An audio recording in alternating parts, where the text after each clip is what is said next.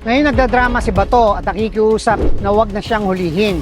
Alalahanin natin kung gaano siya kaangas noong nasa kapangyarihan pa sila ng kanyang among si Rodrigo Duterte.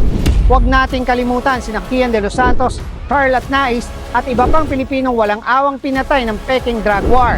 Basta na lang sila binaril, walang due process, walang warrant of arrest, walang pagkakataong ipagtanggol ang sarili. Anong masasabi mo na si Senator Bato de la Rosa nasa loob ngayon ng Senado?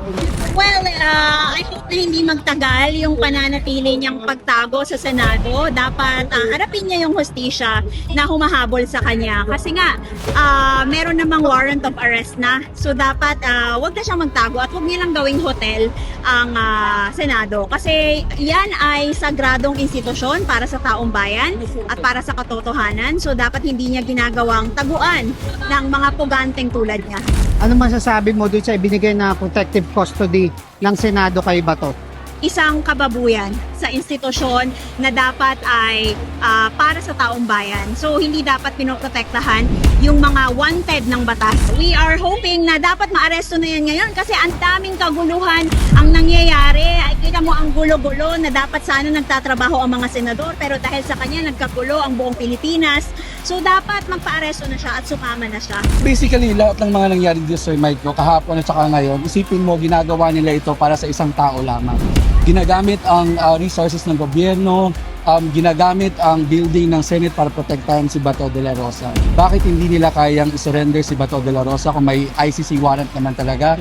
At saka kailangan niyang panagutan sa batas ang mga ginawa niya. Si Bato ay dapat ikulong, dalhin sa Hague at litisin para panagutan ang mga kasalanang ginawa sa ating mga kababayan noong time ng kanilang poon na si Rodrigo Duterte. Mukhang napasubok si Bato sa desisyon niyang umaten ng session para lang maiboto si Alan Peter Cayetano bilang Senate President. Kasi para saan?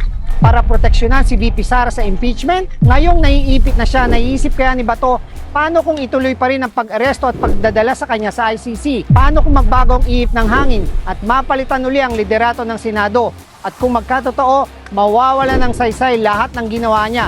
Nalagay pa siya sa kahihiyan nang lumabas ang video na tumatakbo at nadapa siya sa hagdanan para takasan ng arrest warrant. At kahit anong pilipit ang gawin, malinaw ang sinasabi ng batas. Pwedeng arestuin kahit senador at kahit nasa loob pa siya ng Senado.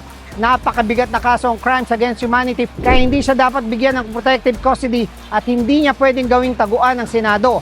Nasa kalsada ng taong bayan at